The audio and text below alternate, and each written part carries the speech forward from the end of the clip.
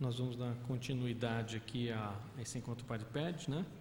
Nessa parte, eu não vou fazer mais nenhuma apresentação. O que eu queria falar, eu já falei na primeira parte, depois a gente pode ter uma continuidade nessa conversa. Mas antes a gente vai ter a apresentação de 4 experiências do PAD-PED e elas vão servir de aquecimento, né? Para a gente começar a conversar, ter uma conversa na sequência. Como são 4 e são 4 horas da tarde, imagino que cada um de vocês foi instruído para falar uns 3 minutos, não é? Não, mas então vamos lá. Nós temos o Johnny Almeida Morim, que acho que vai ser o primeiro, depois temos a Verônica Sabatino Caldeiro, temos o Humberto Felipe Bettini e o Fabrício Marcondes Machado. Acho que a gente inicia direto com a apresentação dos PEDs, os relatos das experiências dos PEDs, e depois a gente faz uma conversa de avaliação. Johnny, acho que você é o primeiro, por favor. Eu vou sentar na plateia, para assistir, depois eu volto aqui a conversar, organizar a conversa.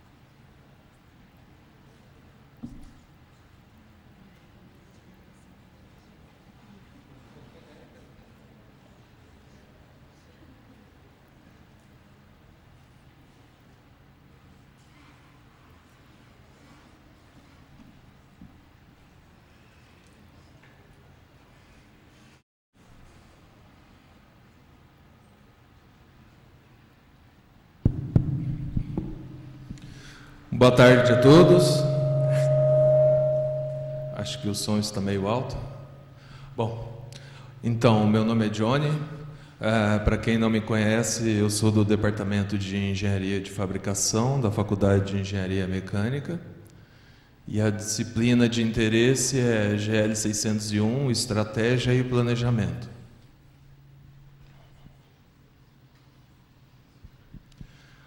Bom, então o nome da disciplina é Estratégia e Planejamento, mas normalmente, na maioria dos lugares, ela é chamada de Planejamento Estratégico. Esse é o tema, então, da disciplina.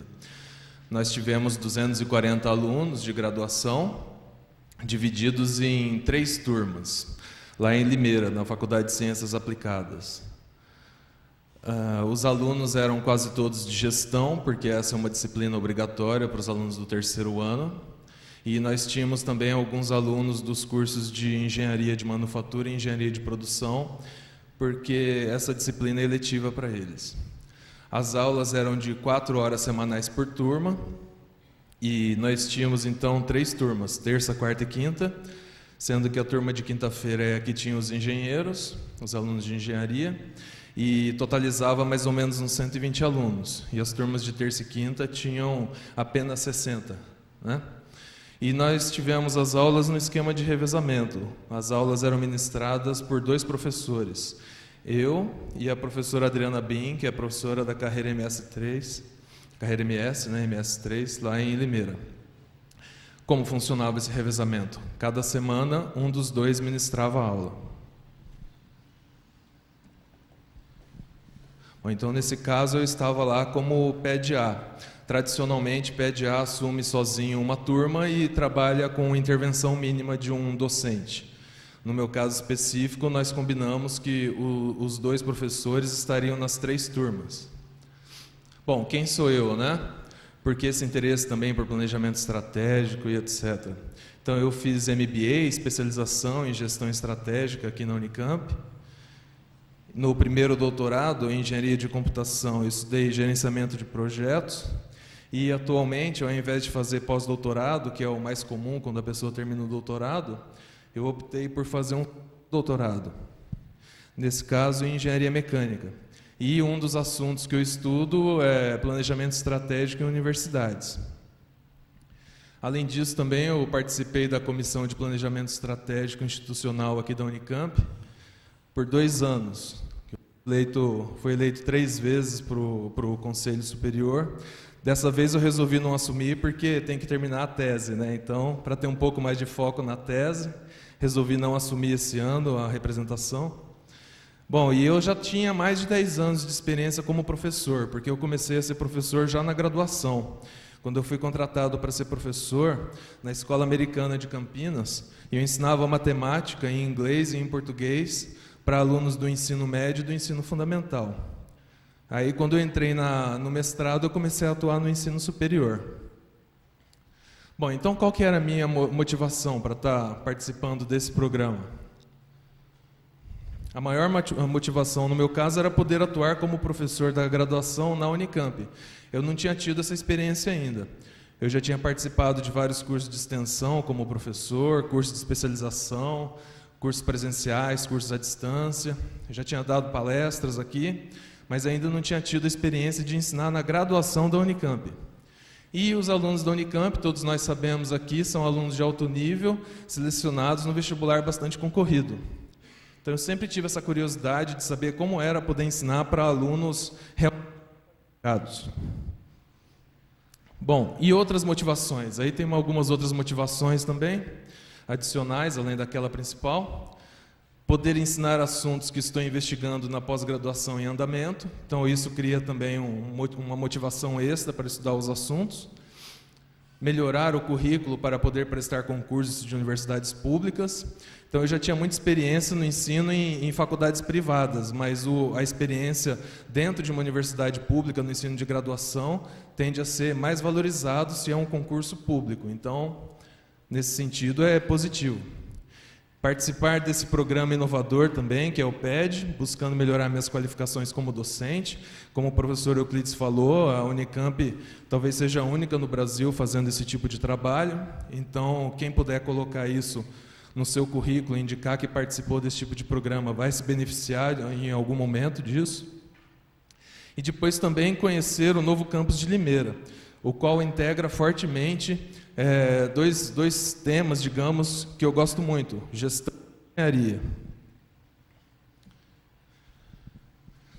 Bom, com relação ao planejamento do semestre dessa disciplina, a disciplina ela foi oferecida pela primeira vez no semestre passado, em 2011, dando total liberdade para os 2 professores. Então, com isso, como não existia nenhum parâmetro de comparação e como essa disciplina na Unicamp só existe na própria engenharia mecânica, na pós-graduação, não existia, assim, uma outra disciplina de planejamento estratégico que servisse de base para isso. Então, nós olhamos os currículos da FGV, do curso de administração, olhamos currículos de várias universidades, olhamos até de algumas do exterior e, a partir daí, nós concebemos a disciplina. Normalmente, só vem uma especificação da ementa, né?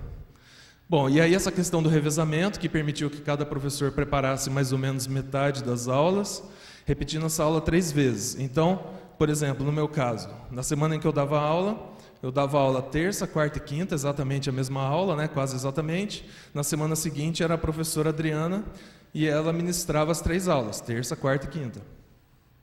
O programa da disciplina ele foi preparado antes do início do semestre e distribuído aos alunos já no primeiro dia de aula. E nós já indicamos data das aulas, dos feriados, bibliografia. E nós fizemos um portal com as leituras e colocamos os textos em PDF para os alunos, geralmente capítulos de livros ou artigos. Praticamente todo o material de interesse, praticamente todo, já foi colocado no início do semestre. mas nós sempre tivemos o cuidado de colocar o material pelo menos uma semana antes de cada aula, para que os alunos pudessem ler o material antes da aula. É lógico, nós sabemos que os alunos, de modo geral, não têm tanto tempo livre assim para ler antes da aula, mas quem queria podia fazer isso, podia já ler o texto antes da aula, já ia na aula em condições de argumentar e perguntar a respeito daquela leitura. Bom, e além de utilizar esse portal com as leituras, nós tínhamos o Teleduc, que é o ensino aberto, que nós utilizamos para que os alunos entregassem os trabalhos em grupo e individuais que foram demandados ao longo do semestre. E outra coisa interessante também é que nós planejamos a utilização de vídeos nas aulas. Eu, principalmente, eu gosto muito de utilizar vídeos nas aulas. Então, quase todas as aulas tinham algum vídeo.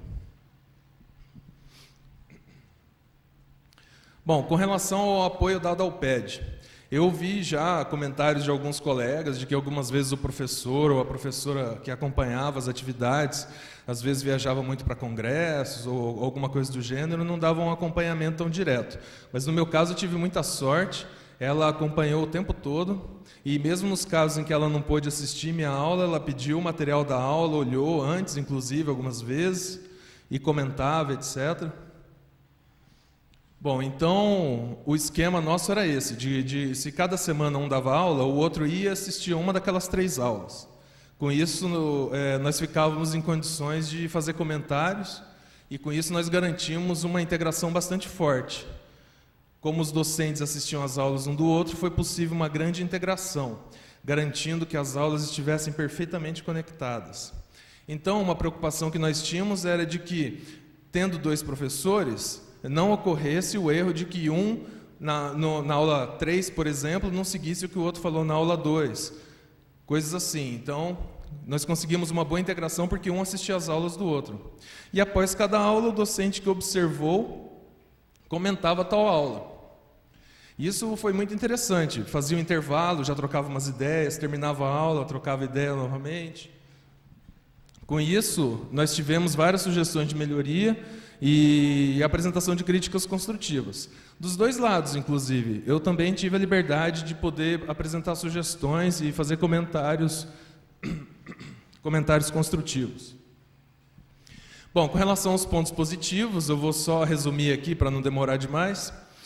Os alunos elogiaram a apresentação já no início do semestre de todo o programa da disciplina. Os alunos apreciaram bastante a possibilidade de acessar boa parte das leituras no portal criado.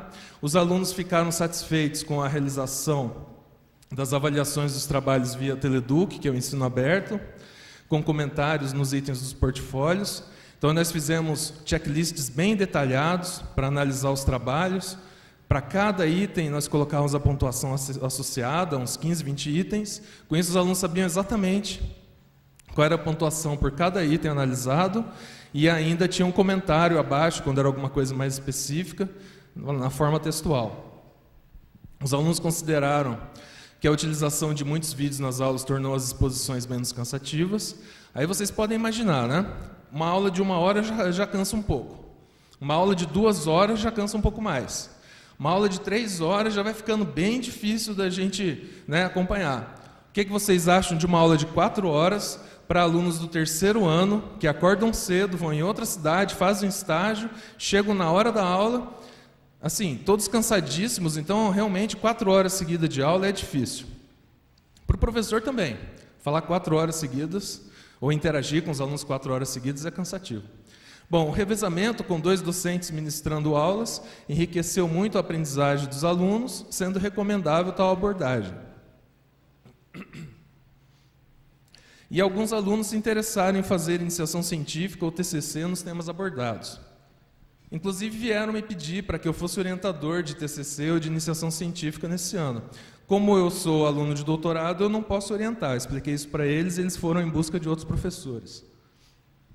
De pontos negativos, já encerrando praticamente, corrigir provas dissertativas e trabalhos muito extensos, de 240 alunos, é trabalhoso, mas é bem trabalhoso mesmo. Por exemplo, no trabalho em grupo, nós fizemos 2 correções. Eles tinham que fazer o planejamento estratégico de uma empresa do setor aéreo. Imagine o que é você corrigir 240 trabalhos enormes. Aí depois, algumas semanas depois, os alunos refazem o que foi pedido, e aí você ainda corrige a outra parte, avaliando nos mínimos detalhes. Imagine as provas, então, que foram todas dissertativas. Bom, então uma opção para esse ano pode ser de alterar a forma de avaliar, talvez incluindo prova com múltipla escolha. É uma possibilidade. Outra é de ter um terceiro docente, talvez envolvido apenas com avaliações. Algumas universidades americanas têm isso. Às vezes tem um docente que só tem a função de corrigir provas e trabalhos, né? Bom, e os alunos, quase todos do curso noturno, afirmaram que a quantidade de leituras foi excessiva. Então, os alunos têm um nível altíssimo, eles são muito bons. Mas qual o problema? O curso é noturno. O curso noturno induz os alunos a fazer um estágio durante o dia de umas 6, 8 horas. O que acaba acontecendo? Eles ficam o dia inteiro fazendo estágio, já chegam cansados na aula, já é difícil acompanhar essa aula de 7 às 11, aí chega sábado e domingo, eles têm que resolver todos os outros problemas que eles têm e ainda estudar o material. Então, por mais que a maioria soubesse inglês, por exemplo, vários reclamaram que eles dedicavam um tempo grande demais para conseguir ler os artigos das revistas que nós selecionávamos. Então, eles tinham plenas condições de ler tudo aquilo, mas não tinham tempo, porque o curso ele é noturno, dura só 4 anos, então sobra pouco tempo para os alunos estudarem fim de semana. E durante a semana eles fazem estágio o dia inteiro. Então, e o docente PED-A dedicou mais tempo do que o previsto. Então, o previsto era de dedicar mais ou menos umas 12 horas, mas nas semanas de correção de prova. E nas semanas de correção dos trabalhos, eu nem contei, porque demorou muito, nossa, dias corrigindo provas e trabalhos, dias. Bom, o que manter? Ter vários professores em revezamento é uma ótima abordagem por diferentes razões, mesmo no caso do PED-A, que permitiria que, por exemplo, eu desse aula sozinho. Usar vídeos torna as aulas de 4 horas menos cansativas e mais interessantes. Se for outro tipo de aula, outro tipo de assunto, ao invés de vídeos, talvez você possa estar utilizando software, ou possa estar utilizando algum outro tipo de material multimídia, é claro. Mas os vídeos, realmente, eles funcionam muito bem com os alunos, pelo menos nesse assunto, né? E é viável utilizar materiais em espanhol e em inglês, inclusive no que se refere a vídeos. Os alunos têm um nível muito bom, eles conseguem ler. O problema deles é falta de tempo para leitura, mas a maioria tem inglês no nível muito alto, consegue realizar as leituras. A reclamação deles era a falta de tempo para leitura, e não de ter leituras em inglês e espanhol. Quanto mais leituras foram reunidas no portal, melhor, porque geralmente os alunos não compram os livros e as bibliotecas têm poucos exemplares. E em cursos como gestão e engenharia, é fundamental mostrar aos alunos que o assunto da disciplina é relevante, relacionando os tópicos com o que vem acontecendo, com os noticiários, etc. Então, no caso, nós relacionamos com o planejamento estratégico de empresas do setor aéreo, preparando-se para os 2 grandes eventos que vêm para o Brasil, que são as Olimpíadas e a Copa do Mundo de futebol. Os alunos adoraram o tema, obviamente, né? Bom, e o que melhorar? Quando a quantidade de alunos é muito grande, pode ser interessante ter mais professores alocados para uma disciplina. Seria ótimo se as bibliotecas comprassem já livro em PDF, porque dificilmente vão ter 240 exemplares de um livro. E o Teleduc Ensino Aberto precisaria aceitar arquivos maiores, inclusive vídeos, pois assim não seria necessário fazer um portal com senha, etc. Então, no meu caso, não tem problema, eu sei fazer um portal. Mas e no caso dos professores que não sabem digitalizar um capítulo de livro, que não sabem montar um portal e etc. Bom, em comentários finais, já encerrando a apresentação, o programa de estágio docente é muito positivo para os alunos de pós-graduação, pois lhes permite adquirir experiência no ensino com supervisão e de maneira organizada. Na época em que eu fazia graduação aqui na Unicamp, já existia algo do gênero, mas não era algo controlado e avaliado. Eventualmente, vinha alguém me dar aula que era um aluno de mestrado ou doutorado, algum professor. Mas isso não era algo organizado na minha época. Hoje em dia é muito melhor, porque tudo isso é organizado. Você sabe quem está lá, aquilo é avaliado, tem um controle, tem estatística. Nos casos em que a disciplina tem relação com a pesquisa do docente PED, os alunos de graduação se beneficiam por ter aulas com um professor atualizado, ou seja, um professor que está no estado da arte daquele conhecimento. Porque se você faz pesquisa naquele assunto, Que nem eu, por exemplo, eu faço pesquisa relacionada com planejamento estratégico. Eu tenho lido as revistas que têm as últimas novidades sobre isso, leio essas aí que eu citei, mais outras, mais acadêmicas. Então, com isso, eu acho que é um benefício para os alunos poder ter aula com um professor nessas condições. E o revezamento entre 2 ou mais professores é muito positivo para os alunos, porque enriquece as aulas, e para o docente PED-A, por ter alguém assistindo às aulas e sugerindo melhorias. Então, basicamente é isso. Eu gostaria de agradecer vocês pela paciência e peço desculpas se eu me demorei demais. Obrigado.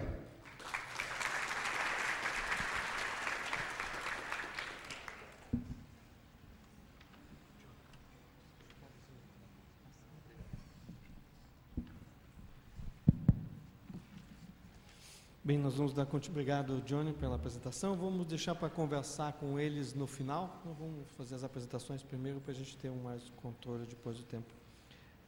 Da Faculdade de Engenharia Civil, a Verônica Sabatino Caldeiro, por favor.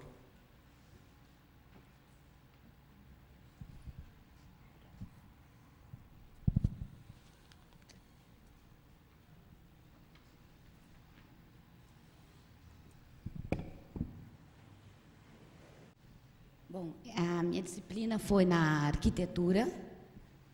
A disciplina chama Macropaisagem, foi feita por esse segundo semestre. E eu trouxe algumas questões, pincelei algumas questões que eu achei interessante discutir com vocês.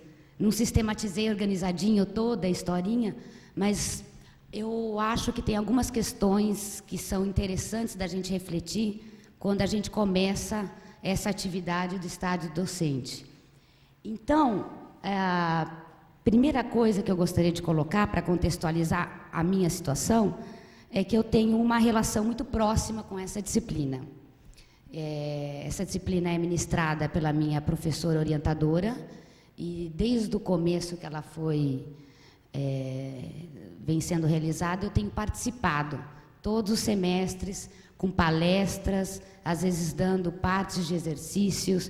Eu venho acompanhando o desenvolvimento e a construção dessa disciplina. E a minha relação com a orientadora também é de longa data. Fazem 10 anos que eu estou vinculada à universidade através de um laboratório de planejamento ambiental. Eu sou arquiteta da equipe e essa disciplina, então, trata de um tema que eu tenho uma experiência profissional e uma relação pessoal com o desenvolvimento dessa disciplina. Quando a professora Roseli me convidou para ser PED, eu entrei na qualidade de PED-B, mas, como ela estava de licença sabática, eu acabei assumindo 100% da disciplina. Ela me deu a liberdade para estar fazendo as alterações que eu achasse conveniente. Então, é a partir daqui que eu vou começar a colocar algumas questões. Eu acho que quando você pega uma disciplina para estruturar ela e você tem essa liberdade de construir o que você acha, o conteúdo que você acha que deveria aparecer e ser trabalhado na disciplina, eu acho que o primeiro passo, pelo menos que eu fiz, foi buscar reconhecer desafios gerais e específicos que estão relacionados com os assuntos que a gente vai trabalhar durante o semestre. No meu caso, especificamente, um dos principais desafios ou ameaças é o próprio tema. O tema de macropaisagem tem a ver com sustentabilidade. E o conceito e a noção de sustentabilidade é uma noção muito ampla, né? E tem é pouco conhecido dentro da arquitetura, né? São pouquíssimas as faculdades de arquitetura que trabalham com estes conceitos na graduação. Mais comum é trabalhar com esses conceitos na pós-graduação. Então, ainda existe uma certa imaturidade, vamos dizer assim, de como um arquiteto deve trabalhar com a questão de sustentabilidade. Isso é uma ameaça, né? Mas, ao mesmo tempo, ela acaba gerando uma oportunidade para a gente estar inventando, revendo, atualizando. Outra relação complexa, ou que eu achei que deveria ser observada em detalhe, com cuidado, é a própria construção do tema da minha disciplina ao longo da graduação. Então, especificamente, a questão da macropaisagem na arquitetura é trabalhada por 3 disciplinas. Essa seria a segunda. Então, não existe uma linearidade. Cada disciplina é feita por um professor e a sensação que a gente tem é que cada uma dá uma abordagem, então cada uma das disciplinas parece que você está começando do zero. Então, embora essa disciplina deveria ser encarada como uma sequência, como uma continuidade de um conteúdo de um semestre anterior, ela vem sendo, na verdade, construída como uma disciplina que começa do zero. Então, essa seria uma outra limitação que eu fiz uma reflexão. E a terceira, ou consequência disso tudo, é que na participação que eu pude ter ao longo do histórico dessa disciplina, eu avaliei, eu fiquei com o sentimento de que os alunos não reconheciam o tema como um tema de interesse.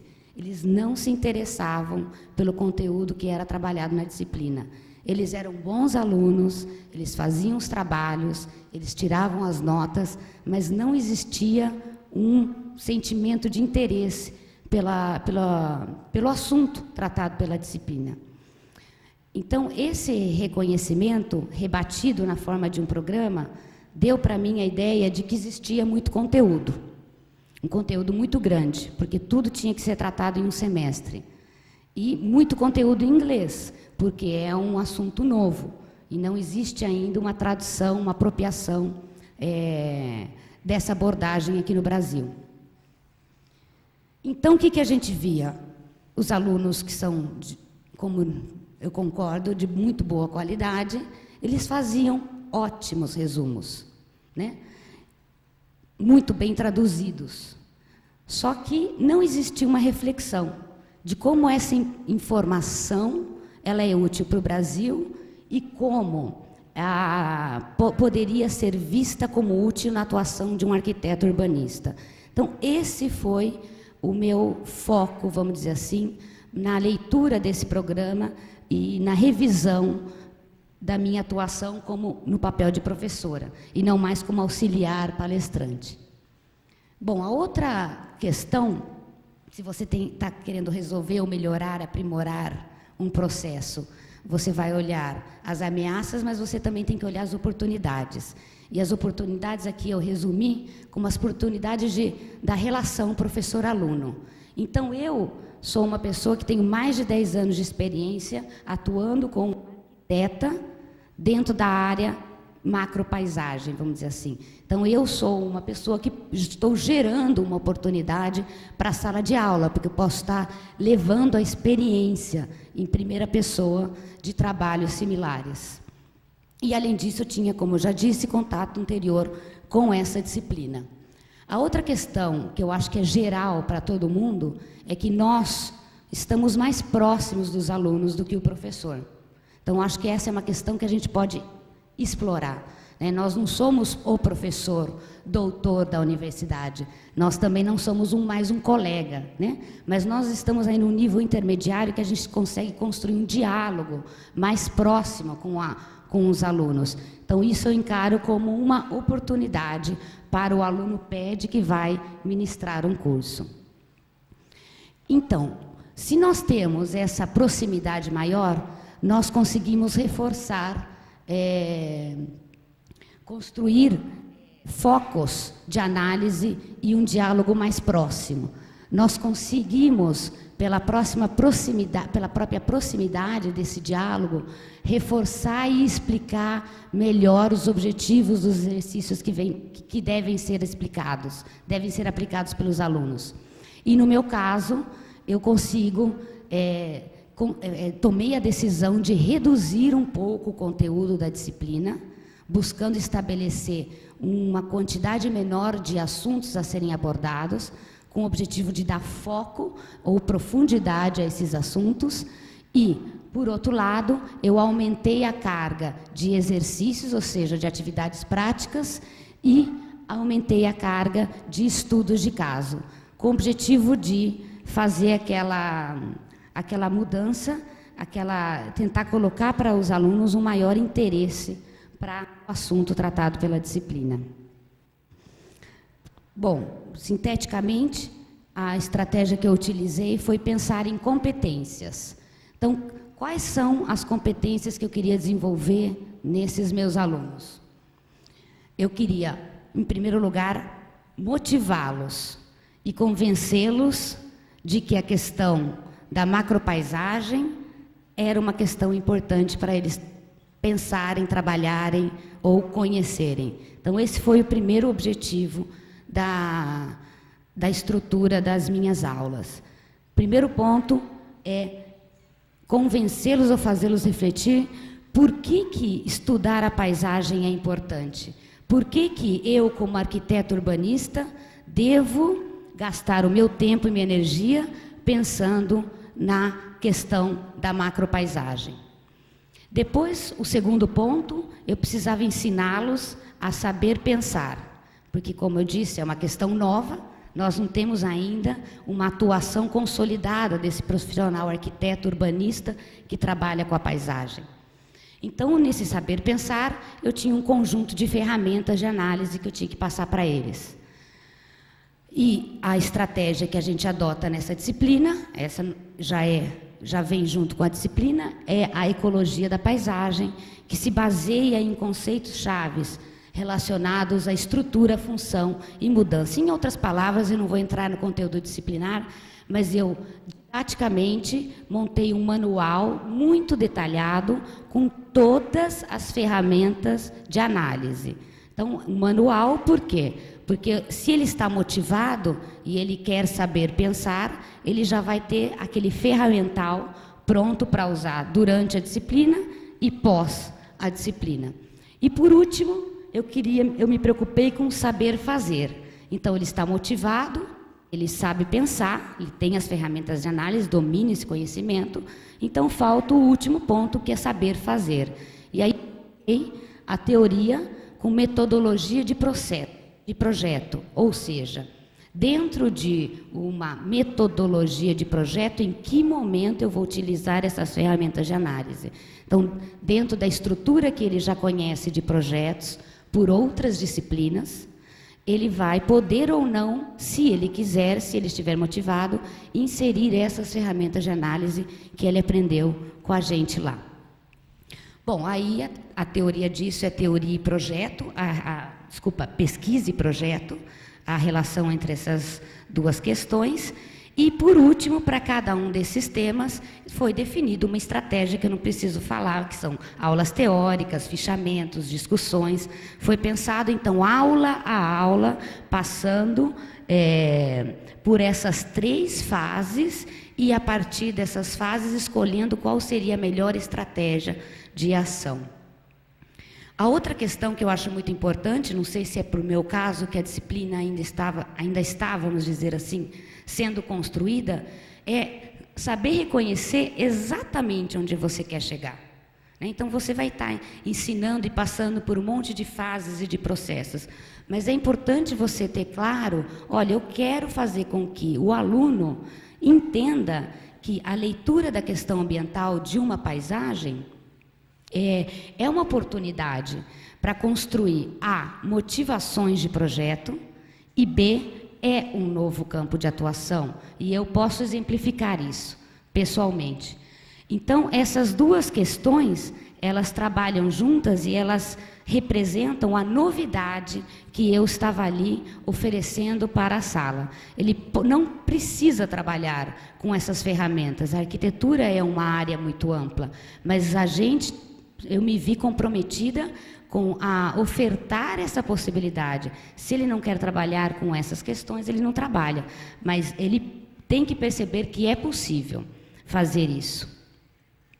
Bom, a partir daí é que eu fui mudar o programa da disciplina. Então, as escolhas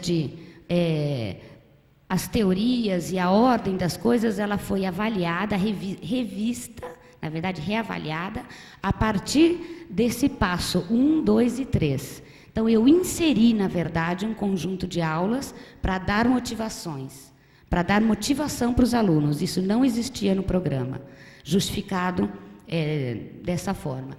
Depois, eu mantive a teoria, o exercício e a prova, que seria o segundo passo, onde eu ensinei as ferramentas. Depois eu mantive seminário e exercícios, que seria o terceiro passo, ou seja, metodologia de projeto. E eu tirei a prova e o projeto, na realidade, ele acabou sendo um resultado das etapas anteriores. Então, na realidade, antes como é que era? Fazia-se teoria, se fazia-se exercício, fazia-se prova. Então, eu acabei dando uma linearidade. O primeiro exercício era a leitura geral para fundamentar e justificar um projeto.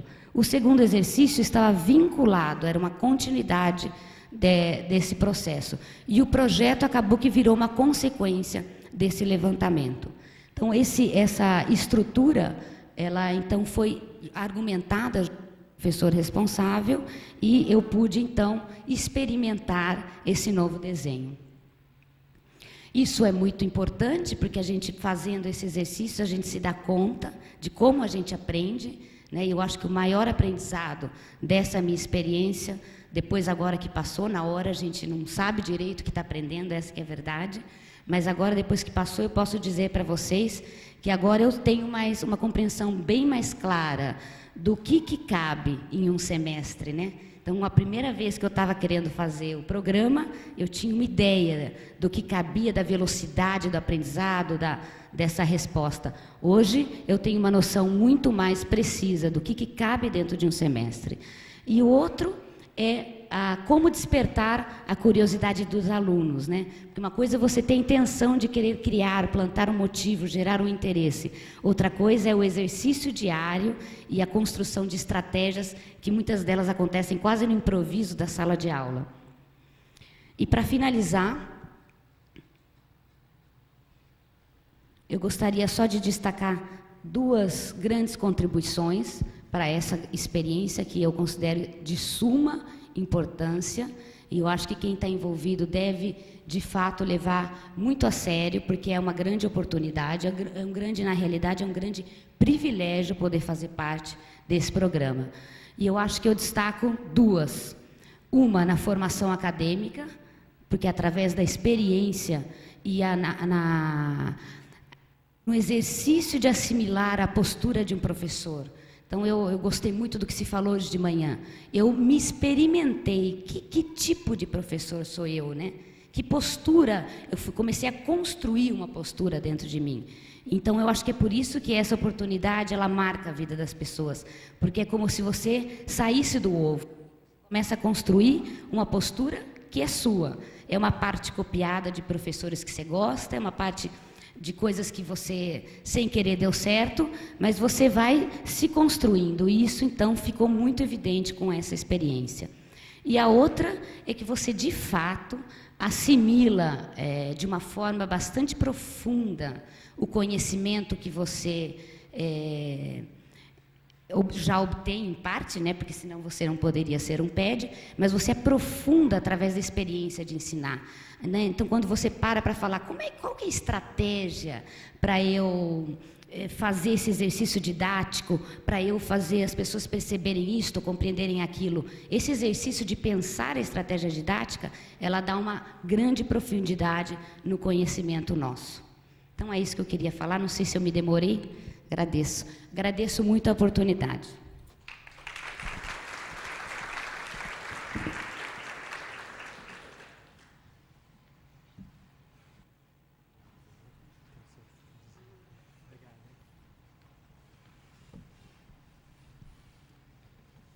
Dando continuidade, então, nós vamos passar para o terceiro PED do Instituto Economia, Humberto Felipe Januário Bettini. Por favor, Humberto.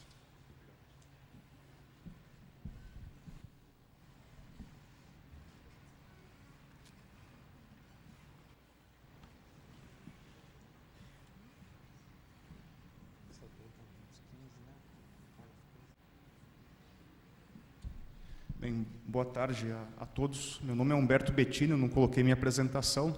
Eu sou do Instituto de Economia daqui da Unicamp, sou economista por aqui mesmo. Sou 00. Não sei se vocês têm uma ideia do que é que isso significa. Os alunos se assustam quando falam, sou 00. Nossa, isso daí existe ainda, né? Pois é, existe e faz diferença. Vai ser um dos tópicos que eu vou abordar com vocês. A minha apresentação vai ter um sabor um pouco diferente da apresentação do Johnny, também da Verônica, mas vai pegar um pouco de carona no final da apresentação da Verônica, porque vai ser mais um convite à reflexão. Eu já tive 4 experiências, então já sou PED há 2 anos, fui 3 vezes em CE 738, Economia para Engenharia. Semestre passado fui PED para o Instituto de Economia, Microeconomia 2, e agora esse semestre novamente Economia para Engenharia. Então vai ser a minha 5ª experiência, 5º encontro PED, já assisti a todas as edições do evento e são muito interessantes. As palestras contribuem bastante, vocês não devem menosprezar isso que vocês estão tendo e terão também ao longo do semestre. Então, como eu falei com vocês, eu vou abordar, para mim, aqueles que foram 5 temas marcantes ao longo dessas minhas experiências e que continuarão me pautando. Então, são mais convites à reflexão. Então, são temas que, para mim,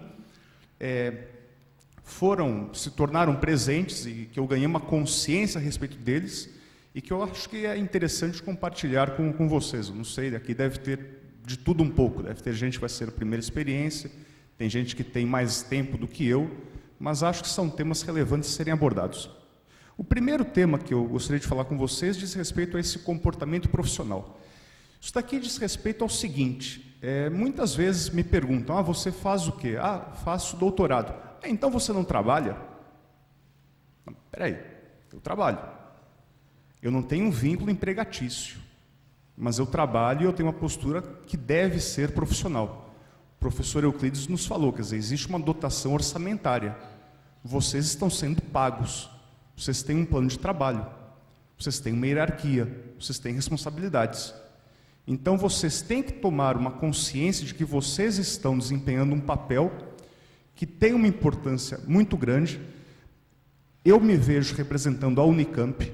Quando eu estou em sala de aula, eu represento a Unicamp, porque eu vou fazer parte da memória do aluno. Eu tive um professor muito bom, eu tive um professor muito ruim na Unicamp. Então, eu também tomo o nome da Unicamp por empréstimo. Então, isso exige de mim, e acho que exige de todos nós, uma postura, uma reflexão, um grau de consciência bastante grande. Então, por quais tópicos isso passa? Bem, escuta, você tem um programa a ser distribuído, você tem um programa a ser seguido. Existe o que a professora Mara se referiu agora há pouco, eu acredito que seja esse o significado. Existe um contrato sendo passado. Cumpra a sua parte. Então, são aspectos básicos, mas que não devem ser menosprezados, porque no dia a dia eles podem acabar sendo postos para escanteio. Então, cumpra o programa. Preparem as aulas. Poxa, a gente se lembra muito bem de professores do passado que serviam como exemplos positivos e também como exemplos negativos. Preparem as aulas. Tenham pontualidade, tenham assiduidade, tenham asseio. Não sei se é mania minha, não sei se é coisa meio de Sr. Monk ou Dr. House, coisa do gênero, mas eu gosto de fazer a barba antes de ir para a aula. Não sei, é um sinal de respeito, é uma questão, de novo, é uma questão profissional. Eu não me sinto brincando. E eu tento ter respeito pelo tempo dos alunos que escolheram estar ali naquele momento comigo. Então, são tópicos que têm que ser vistos. Outro tema, você se vê pela primeira vez significando uma autoridade. Você deixa que o aluno entre após o fechamento da porta ou não. Você opta por pedir que o aluno se cale ou não, em respeito a você e também em respeito aos colegas. Isso daí coloca você em situações que você, enquanto aluno, não tinha. Então, isso daqui desperta, é uma experiência que desperta em você também temas que dizem respeito a essa colocação profissional, a um comportamento profissional. Outras questões, assédio é crime. Então, se você, enquanto aluno, assoviava ou fazia coisas do gênero, ou alguém fazia alguma pergunta que não soava muito pertinente, havia algum tipo de comentário, perceba que agora o jogo é outro. Assédio sexual é crime. Assédio moral é crime. Bullying é crime. Se você vai responder criminalmente por isso ou não, depende. Mas que isso não é uma atitude que deve ser tomada, isso é um fato. Então você tem que ter uma maturidade que requer atenção a esses temas. quais são os temas que cabem em sala de aula, ou qual é o espaço da sala de aula. Eu particularmente acho que sala de aula não é palanque político, não é púlpito religioso, não é mesa de bar, não é cabine de comentário esportivo e não é, enfim, alguns temas não cabem. Então, eu particularmente me controlo para não cair em tentações de trabalhar em sala de aula temas que, ao meu ver e ao ver também dos professores responsáveis pelas disciplinas, pelas 4 disciplinas que eu já fiz e agora pela 5ª vez, julgaram também relevante. Quer dizer, então você também vai ser obrigado a cercear os temas. E aqui também uma dica para vocês, isso daí fecha o primeiro tópico. Nunca dê chance a vacilo. Lembrem-se que vocês foram alunos. Vocês tinham professores que fizeram 100 coisas maravilhosas e um dia fizeram alguma coisa estranha. É por essa coisa estranha que vocês vão se lembrar desse professor. Então tenham essa consciência de que vocês têm que buscar de alguma forma a perfeição. Não deem chance ao vacilo, que vocês agora estão na outra ponta. O segundo tópico, eu sou 00. Repare, eu não tenho sequer um fio de cabelo branco. Não tenho ainda, vou ter. Ou fico careca ou tenho fio de cabelo branco. Não dá muito para escapar. Mas não tenho sequer um fio de cabelo branco. Só que hoje em dia a realidade da sala de aula já é totalmente diferente daquela que eu tive entre 2000 e 2003. Eu hoje dou aula para aluno, acho que aqui não tem agora ninguém nesse momento. Tem um ali. O aluno está com um laptop. O aluno está com um smartphone. Como é que você toma proveito disso? Ou como é que você não se prejudica com isso? Na minha época, algum professor podia falar alguma abobrinha e passava batido. Hoje, se eu falo alguma coisa errada, o aluno vai para o Wikipedia e me corrige na hora. Como é que eu faço? Eu ignoro isso? Não, certamente não, mas é uma realidade com a qual eu vou ter que lidar. E repara, quem está falando com vocês aqui não é alguém que tem 60 anos. Eu tenho 29 anos. E lido com alunos que têm 23 ou 24 anos e já há um choque geracional. Então esse choque geracional vem muito cedo. Então o que é que fica para mim? Você tem que ter já de partida, já do primeiro instante, um grau de flexibilidade bastante grande. E passe por outros tópicos, quer dizer, você vai adotar lousa ou vai dar aula com slide? O que é melhor? Existe uma resposta de o que é melhor? Acho que não, deve ser o que funciona mais em cada momento. É um tema. E não para por aí, quer dizer, também se engana quem pensa que o grande debate vai ser o giz ou o slide. No semestre passado já tive alunos que fizeram uma apresentação numa ferramenta, eu não sei se a pronúncia é essa, não sei se é Prezi ou Prezi, que é um substituto do PowerPoint. Então, peraí, eu tenho 29 anos e já estou vendo coisas com as quais eu não tenho nem contato. Então, já tenho tido contato com alunos que estão, em relação a mim, numa vanguarda, com 29 anos. Então, é alguma coisa bastante interessante que, para mim, requer flexibilidade. O próximo passo deve ser uma lousa digital. Já existem, não sei se aqui na Unicamp já existem algumas salas com esse tipo de tecnologia. Não está longe. E repara, me causa alguma estranheza ou me causa alguma insegurança desde já, que eu nem tenho vínculo empregatício, embora seja profissional. Então, repara como eu já tenho um grau de estranhamento desde esse momento. Então, o que pode vir adiante? Então, esses são tópicos também que são interessantes. Eu acredito, também discuto com os professores responsáveis, que os alunos devem ter, é a minha visão e a visão também que eu encontro com professores com os quais eu discuto, devem ter o desenvolvimento de competências. Então, talvez não conhecimentos enciclopédicos ou saber decor conceitos, mas saber relacioná-los. Ter alguma capacidade de intuição, de criação, de raciocínio lógico, de encadeamentos. O que mais? Perspicácia. Criar responsabilidade. Então, colocar o aluno dentro de um contexto no qual ele também se veja senhor do seu próprio destino, ou do seu próprio processo de aprendizado. Competências, eu acredito que devam ser incentivadas. Bem, uma coisa é o discurso, outra coisa é a prática. Entre um propósito e depois a aplicação disso, enfim, há um território inexplorado. Eu busco adequar as minhas aulas a isto e busco também adequar as minhas avaliações a isso. Então, eu faço avaliações geralmente com perguntas indiretas. Eu brinco com os alunos, eu não vou perguntar para você o que é inflação. O Wikipedia sabe. Ou se quiser ser mais decente na resposta, ou mais erudito na resposta, dicionários de economia te dizem o que é. Tudo bem, é o equivalente. Mas eu vou fazer perguntas para você que exigem o conhecimento de inflação e que é bom que você demonstre o conhecimento sobre isso. Então, peraí, eu vou dar uma volta para que você saiba relacionar os conceitos e chegue ao ponto que eu pretendia com a indagação, com a pergunta. Então, perguntas indiretas, perguntas que sejam feitas dentro de um contexto, que envolvam capacidade de abstração. Uma vez eu perguntei para os alunos, dentro do... Quem que já jogou aqui banco imobiliário? Vários. No banco imobiliário, há margem para o surgimento de inflação? Não sei, nunca ninguém me perguntou isso daí. Até porque falar em jogo na escola parece uma coisa... O professor está enrolando, falando de joguinho, como é que pode ser isso daí? Mas eu pergunto, peraí, nesse conjunto de regras, aparentemente há margem para inflação nesse jogo?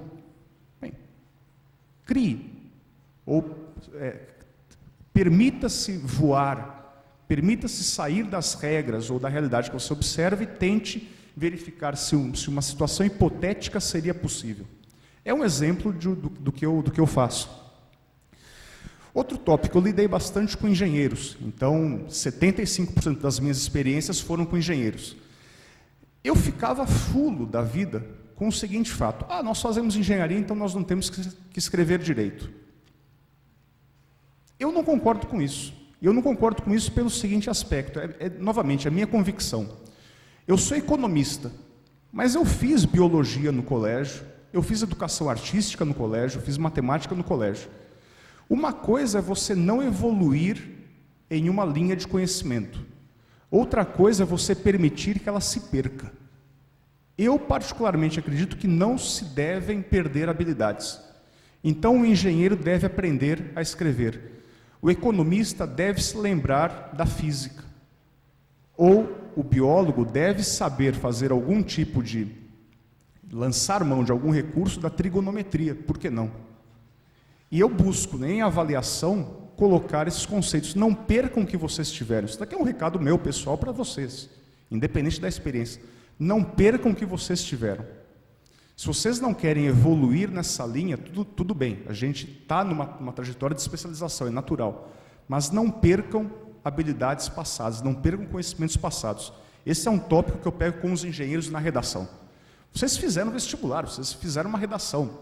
Pode não ter sido uma redação nota 10, mas foi boa o suficiente, minimamente, para que você ingressasse.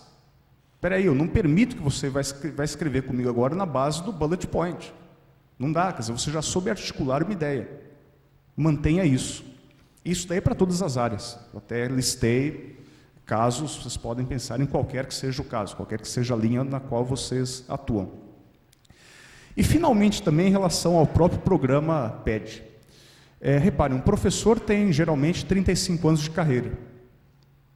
Tempo corrente, deve mudar ao longo do tempo, fatores previdenciários, coisas do gênero, mas tem 35 anos de carreira. Um ano tem 2 semestres. Essa experiência que vocês vão ter, ou que eu já tive, em uma carreira empregatícia, ela vai se repetir por 70 vezes. 35 anos com 2 semestres. É isso que vocês querem? Vocês se enxergam enquanto professores? O que é que define um professor para vocês? O espaço do PED permite que vocês tenham contato com esses tópicos. Então, estar em sala de aula, falar para pessoas, algumas conversam entre si, algumas dormem sozinhas, 2 ou 3 ali olham interessados, mas depois foram na prova mal, então também não sei se alguma coisa aconteceu errada. Esse tipo de dilema, ou esse tipo de situação, é o que vocês pretendem ao longo da vida? Então, de novo, quer dizer, enxerguem essa possibilidade que vocês estão tendo como sendo algo que vai definir vocês enquanto indivíduos. Então, vocês também podem fazer aqui um test drive de carreira. Então, não menosprezem, inclusive, por esse aspecto. Porque a universidade, por enquanto, pelo menos, daí vem das 55, 40, de 68, se apoia no tripé, ensino, pesquisa e extensão. Bem, o ensino está presente. Você quer ser um comunicador? Você quer ser alguém que vai entusiasmar? Você quer ser alguém que vai provocar encantamento e descoberta nos alunos? Ou não, você não tem esse perfil? Bem, use esse tempo, inclusive, para isso. Acaba sendo uma posição confortável. Então, acho que era isso que eu queria dizer para vocês. Não me ative em uma disciplina ou em outra. Eu peguei um pouco do apanhado do que eu já passei, que eu vou continuar passando, por mais um semestre, pelo menos. E é um pouco do recado que eu queria passar para vocês, porque são os temas que são, para mim, pertinentes. E acho que também para a maioria de vocês. Certo? Obrigado.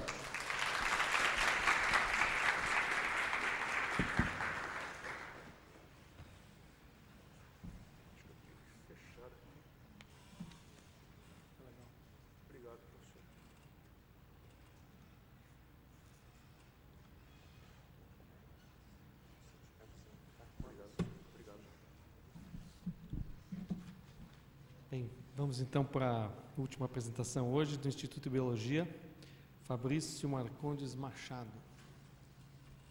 Tá bem?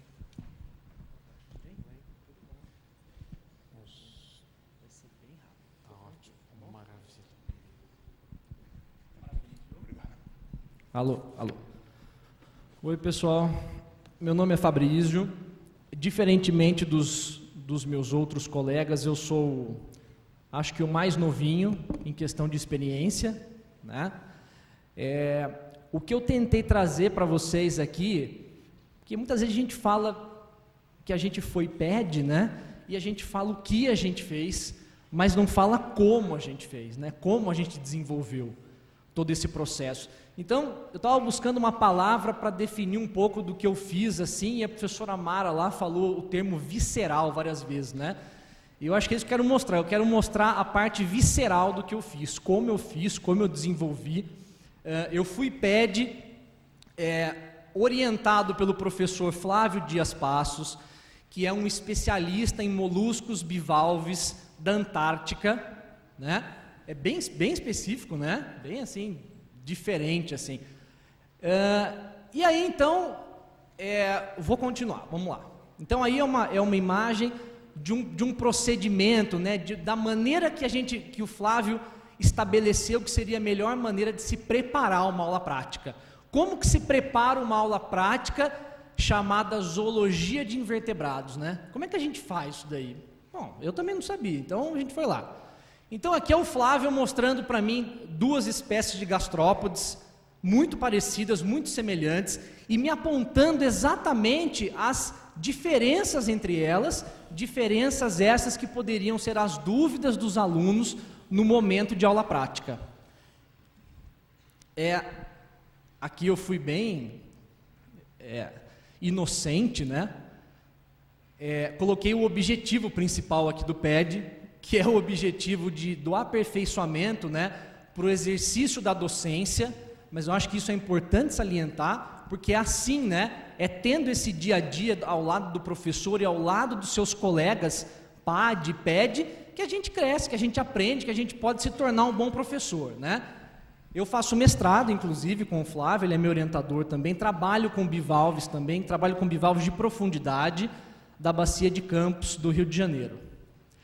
Bom, os meus objetivos como PED, eu elenquei 3 objetivos principais, né? Minha apresentação vai ser muito à base de figuras, porque eu não gosto de muito escrito, eu acho que a gente está com fome também, vamos continuar. Então é o seguinte, em primeiro lugar, é participar, organizar e propor ideias visando as melhorias de aulas práticas e teóricas. Então é fato, eu estou lá, eu não sou, né, uma ameba, eu tenho que fornecer alguma coisa para o professor, eu tenho que interagir com o professor, dando ideias, propondo novos exercícios, enfim. Segundo objetivo, auxiliar na coordenação dos demais monitores. Gente, trabalhar com pessoas é muito difícil, né? A gente sempre quer ser professor, é importante na área acadêmica, a gente vai, mestrado, doutorado, professor, mas lidar com pessoas é difícil. Quando você lida com esses alunos de graduação, você sempre não, né? Mas a maioria das pessoas vai pensando que esses meninos de graduação, que a gente é meio superior, né? Mas, já fiz graduação, já sou biólogo, eles estão começando, não sabem nada, então você vai lá querer coordená-los, né? E de repente esse povo da graduação te dá um baile, assim, e te ensina e fala assim, ó, meu amigo, fica quietinho, olha o que eu estou falando aqui, e te ensinam muito. Então essa troca com os PAD, eu acho que é muito importante. É importante para ser humilde, porque não existe docente orgulhoso, gente. As pessoas depois que crescem um pouco, que viram pesquisador, MS, alguma coisa, não sei o quê, se acham, né? E isso é muito importante. Humildade, o PED ensina isso a você.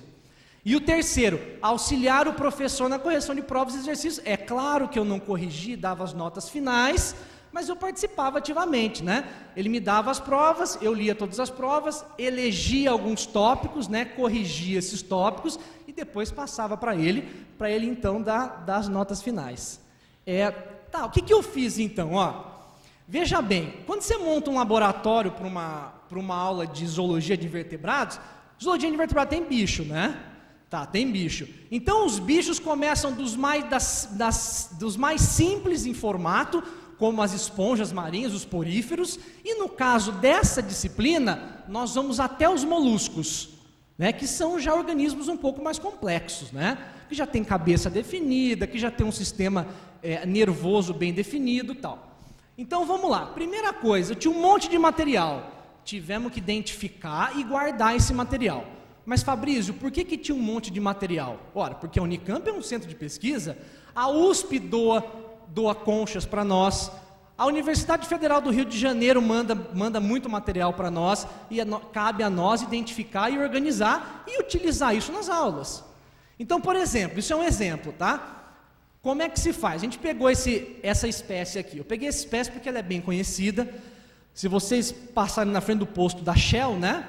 Tem lá a conchinha da Shell, é exatamente um pectinídeo, não é exatamente essa espécie, mas é dessa família Pectinidae. Então a gente elaborava essas etiquetas a partir do padrão usado em museus. Porque o que é importante para o aluno?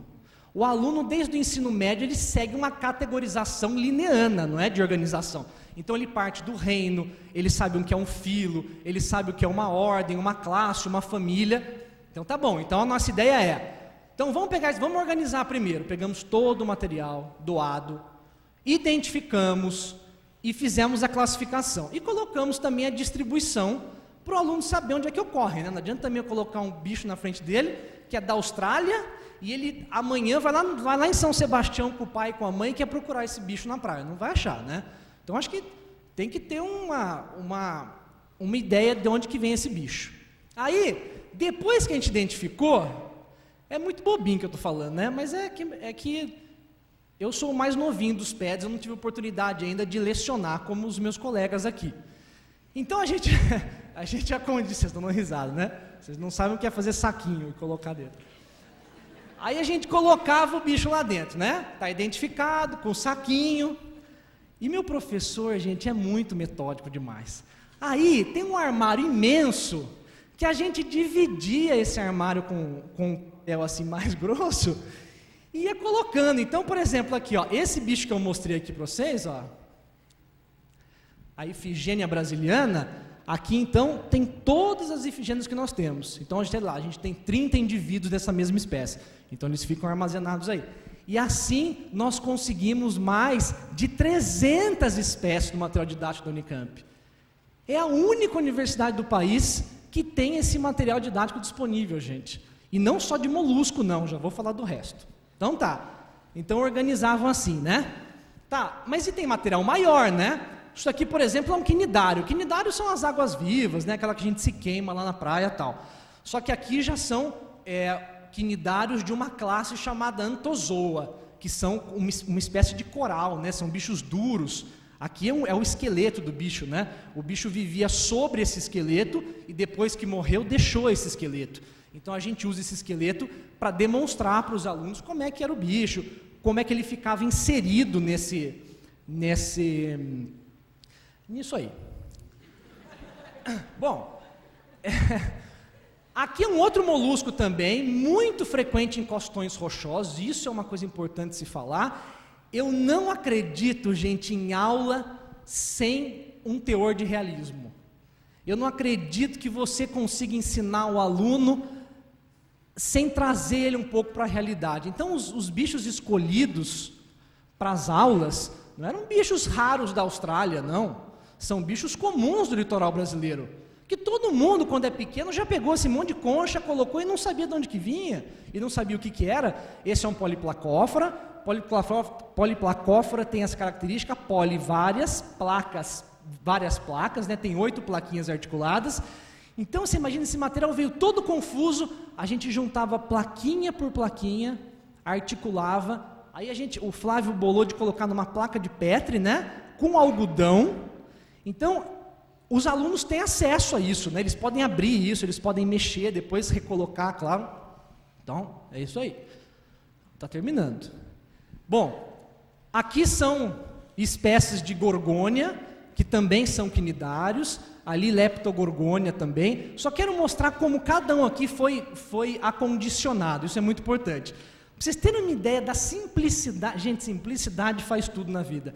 Isso daqui, sabe o que é isso aqui? Aquelas caixinhas de Ferrero Rocher. Sabe Ferrero Rocher?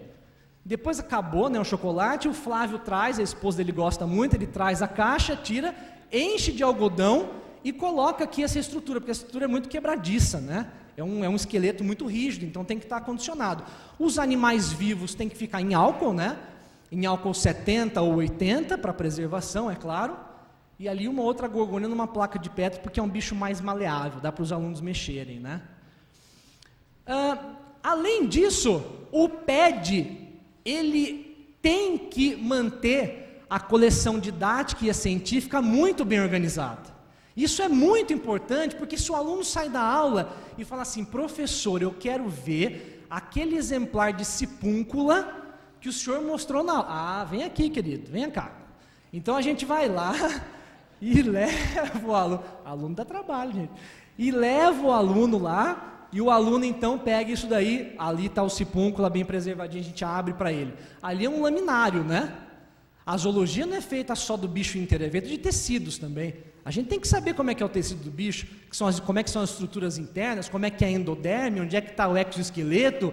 Então os laminários também são importantes. Acabou, está acabando, ó. Agora conclusões. O PED deve ser encarado como um verdadeiro estágio na área acadêmica. Eu penso assim, ó. O arquiteto vai num escritório de arquitetura, né, fazer estágio? É, né? Fala que é. O engenheiro também, não é? Né? E o cara que quer a carreira acadêmica? Eu sou biólogo, poderia, né, trabalhar numa empresa, mas não quero, eu quero dar aula mesmo. E aí, sabendo disso, eu tenho que fazer mestrado, tenho que fazer doutorado, e nesse tempo todo que eu estou na pesquisa, que eu estou descrevendo espécies, qual que é o meu contato com a graduação? Então, gente, o PED é o verdadeiro estágio. A gente tem que fazer o PED, não tem jeito. Você quer ser professor? Quero. Quero ganhar um dinheirinho também, que a bolsa é boa, né? Claro que é. Mas a gente tem que fazer horas. É importante para a gente crescer. A continuidade dentro do programa é fundamental. Eu fui PED C, né? Eu quero ganhar um pouco mais esse ano, se Deus quiser. Vou para o PED B, né? E com o PED B eu já assumo uns 20, 25%, né, professora? Mais ou menos, né? Eu não sou muito bom nas regras, não, do PED. Então, a gente vai lá e a gente quer crescer sempre, né, claro. E terceiro, o PED trouxe a oportunidade de interagir e trocar informações com os alunos. Gente, ou você troca informação com os alunos, ou você encara os alunos com humildade, ou você não vai ser professor. Você vai, mas você vai ser frustrado. Sabe aquele professor que quando você pergunta, professor, o que é isso? O professor vira e fala assim, não, isso é muito difícil, muito complicado. É a pior resposta que eu acho que eu já recebi de alguns professores meus. Então você está perguntando, você tem condição de saber, né? Você tem que saber, o professor tem que falar, tem que parar, mas vai atrapalhar a minha aula, porque o cara está muito... Não interessa, responde, poxa. Custa nada, você está ali recebendo, né? É a sua profissão, você estudou para isso. O PED proporcionou uma maior proximidade com os professores que...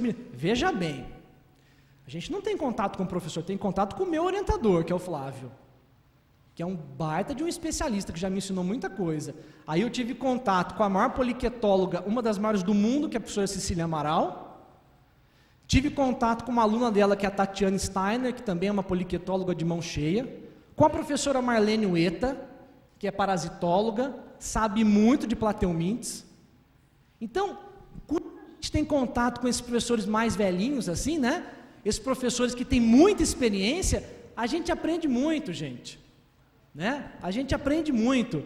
E assim, antes de terminar, um agradecimento especial para a professora Rosana. Rosana, desculpa, viu? A vergonha que eu te fiz passar. Eu fiquei muito lisonjeado pelo seu convite. Viu? Eu sei que não vai existir outro, mas eu fiquei muito lisonjeado. Ao professor Flávio, querido amigo, querido orientador, inclusive faço uma ressalva aqui pela tragédia, né, que aconteceu com o Programa Antártico Brasileiro. Vocês viram, né, o incêndio. Ele participou daquilo muitos anos, tinha material lá, uma das pessoas que morreram era amigo dele. Então, uma homenagem ao pessoal do Programa Antártico Brasileiro, que é importantíssimo.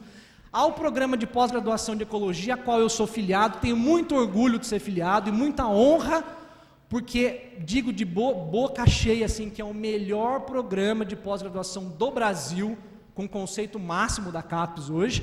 E quero deixar para vocês uma imagem assim da pessoa mais humilde assim que eu já li sobre ele, né?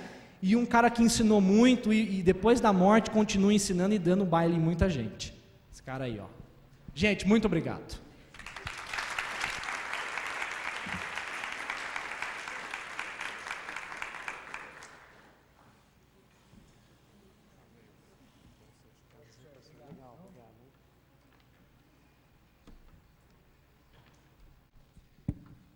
Bem, a gente tem uma limitação de tempo, de disponibilidade da sala aqui. Então a gente tem uns poucos minutos para conversar, mas mesmo se a conversa for limitada agora, vão ter os outros eventos de aprimoramento didático, não é? E eu acho que eu não estou enganado se eu disser que para mim, pelo menos, essas 4 apresentações mostram que o PED tem muito a ensinar para as pessoas, né? Que é um programa aí que é bem sucedido, que deve dar formação. Acho que as pessoas, em níveis diferentes de grau de maturidade e participação, mostram... Tem gente que já é profissional, né, obviamente, depois dessas aulas do PED, está totalmente preparado para dar aula em qualquer lugar. Tem gente que está começando, né? E... Eu fico muito contente com as apresentações, porque acho que elas mostram isso, que o programa é bom, ajuda a formar. Agora, 5 minutos a gente pode falar ainda. Depois eu preciso dispensar a gente por causa de infraestrutura. Que alguém quer fazer algum comentário, uma pergunta? Pois não. Você se identifica e fala, por favor?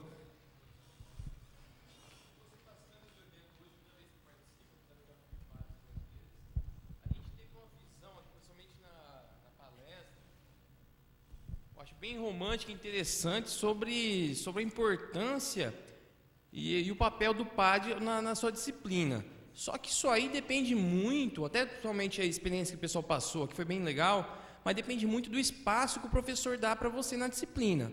Tem professor que tem você como PAD, não é escolhida, a disciplina que é escolhida, mas não te dá um espaço para isso. Então eu pergunto se além dessa conscientização que faz com os PADs, esse trabalho também é feito com os professores.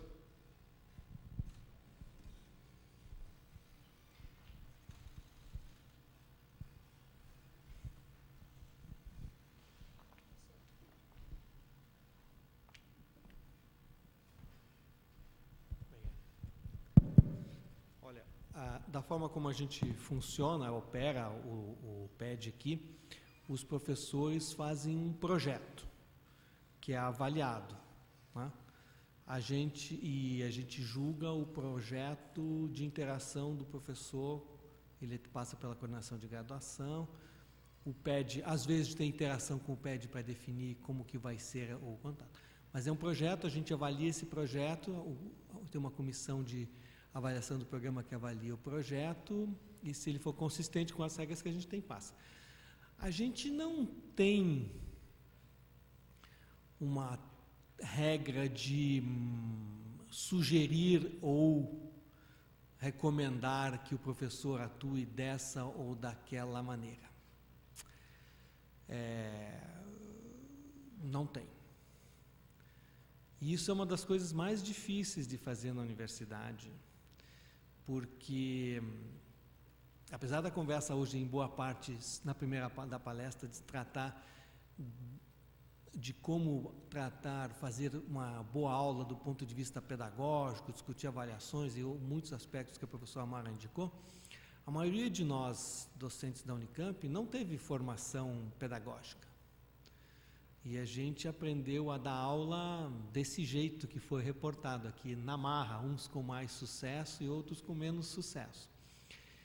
E inserir a componente pedagógica nos donos da Unicamp, que são no dono da disciplina, que essa é a visão que cada professor tem, né? Aqui é meu território. Isso aqui, ninguém chega perto da minha sala, da minha classe. É um longo processo, né? E acho que a gente tem feito esse esforço, acho que o esforço que a gente viu hoje do ensino de aprendizado, de CA2, né, esse espaço aí, é um espaço de fazer com que também os docentes ganhem um pouco de consciência de que há aspectos pedagógicos importantes a serem considerados no processo de aprendizado, né? Que há uma busca também nesse aspecto. Vocês fizeram belas demonstrações aqui de como aprenderam a fazer isso na marra, né? Mas se a gente não, eu só quero concluir, se a gente não consegue atingir muito eficientemente os atuais docentes, eu tenho a grande esperança de que a gente esteja atingindo bem os futuros docentes aqui com esse programa, entende? Então é nesse sentido que eu acho que o programa tem um mérito bastante particular também. Obrigado. Mais algum comentário assim? Eu não tive esse treinamento que os PEDs, que vocês estão tendo aqui, essa oportunidade. Eu saí da graduação, um ano depois eu entrei na sala de aula para dar uma disciplina integral. Leva tempo para se aprender, né? Ter um bom treinamento ajuda bastante, né? Faz você ser melhor com o tempo. E estar exposto a esse ambiente, eu acho que é uma coisa... Estar disposto a discutir, observar essas palestras. Tem gente que acha que isso aí é chato, é burocrático, mas acho que não é, viu? Pensar... A gente não teve tempo de conversar com a professora, né? A conversa é muito cifrada entre o discurso intelectual e as perguntas da prática do dia a dia. Tem um espaço que a gente não conseguiu explorar porque a palestra é... Mas ela tem resposta para diversas dessas questões que vão do específico, do geral para o específico, né? Então, você está exposto alguns semestres a isso, tenho certeza que deve fazer, eu acredito que vai fazer de vocês melhores profissionais aí. Tá certo? Obrigado pela participação e nós vamos continuar com o programa PED muitos anos aí, tá? Até mais, obrigado.